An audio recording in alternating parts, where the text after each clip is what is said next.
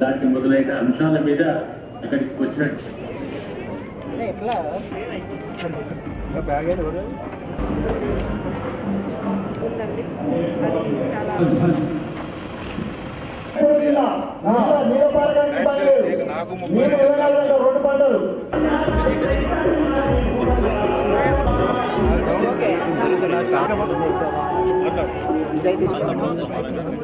Subsidy అయితే వాళ్ళ కుటుంబాలు బాగుపడుతున్నాయి. ఏ చిన్న పని చేయాలన్నా వేరే రాష్ట్రాల నుంచి ఛత్తీస్గఢ్ కానీ తర్వాత గుజరాత్ కానీ బీహార్ కానీ వస్తూ పనిచేస్తున్నారు.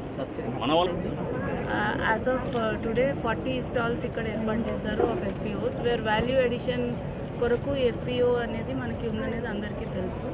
So whatever is the farmer produce from the production నుంచి మార్కెటింగ్ వరకు ఫార్మరు మార్కెటింగ్ సిస్టమ్కు అలవాటు పడాలి, తానే స్వయంగా అమ్ముకునే శక్తి రావాలి అంటే ఇంటర్నేషనల్ మార్కెట్కు నేషనల్ మార్కెట్కు అలవాటు పడాలి.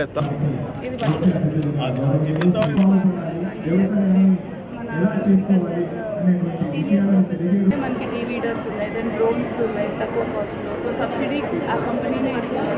ఇలాంటివి తెలియక మనం వాడడం సాధారణంగా. సో అది ఎడ్యుకేషన్ ఇచ్చే దిశగా ఇది ఉపయోగిస్తుంది. రెండోది ఏంటంటే ఇక్కడ మీటింగ్ హాల్ ఉంది, ఇక్కడ లంచ్ కూడా ఏర్పాటు చేయడం జరుగుతుంది 3 రోజుల పాటు.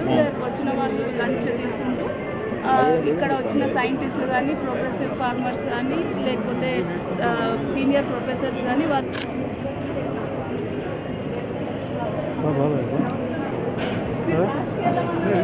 తీసుకోండి వద్దంటానే విజ్ఞానం వెలుగులకు ఒక సదాశివతోటి మన కార్యక్రమానికి ముందుగా చేసి ఆర్థిక పరిధి రాష్ట్ర ప్రభుత్వ వ్యవసాయ శాఖ వారి ప్రోత్సాహంతో నేటి నుండి 3 రోజుల పాటు వరంగల్ పట్టణంలో రైతు ఉత్పత్తిదారుల సంఘ మేళా నిర్వహించడం అభినందనీయం. భారత వ్యవసాయ రైతు మంత్రిత్వ శాఖ, చిన్న రైతు కన్సార్షియం, రాష్ట్ర వ్యవసాయ శాఖ ఆధ్వర్యంలో సంయుక్త ఆధ్వర్యంలో ఈ మేళా నిర్వహించబడుతుంది.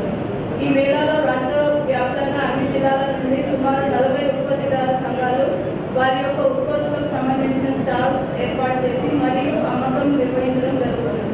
రాఘవరెడ్డి గారు తెలంగాణ రాష్ట్ర విధంగా అన్ని రకాల సంఘాలు ఏర్పాటు చేసి రైతులకు న్యాయం చేసి రైతులను మంచి దారిలో నడిపించడం కోసం ఈ కార్యక్రమం ఏర్పాటు చేశారు.